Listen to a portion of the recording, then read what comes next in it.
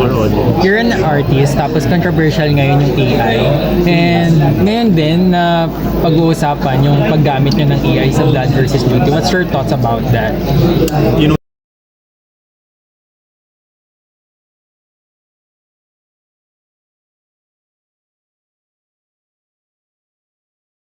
thank you for this topic na at least early on pa lang ng AI na di-discuss na natin to sa creative side and sa audience side and sa media side.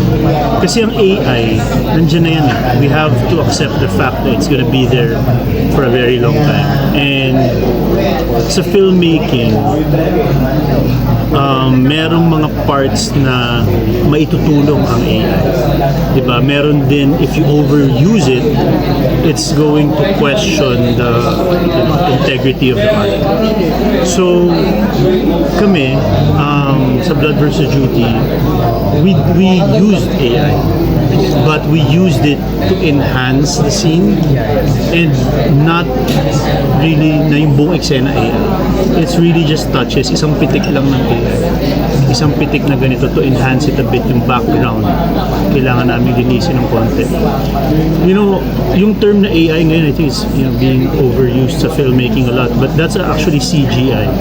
Diba? Before, kami, we would use a lot of CGI to back up the scenes, to help the scenes, to enhance the scenes. But CGI is old technology kasi it takes a long time to do that. With AI now, yung editors namin, they can do things faster. But ako, honestly, ayoko rin na binubuo yung buong eksena ng AI. But sa atin, to be honest, sa way or system ng teleserye making natin dito, we need the help of AI to make things faster.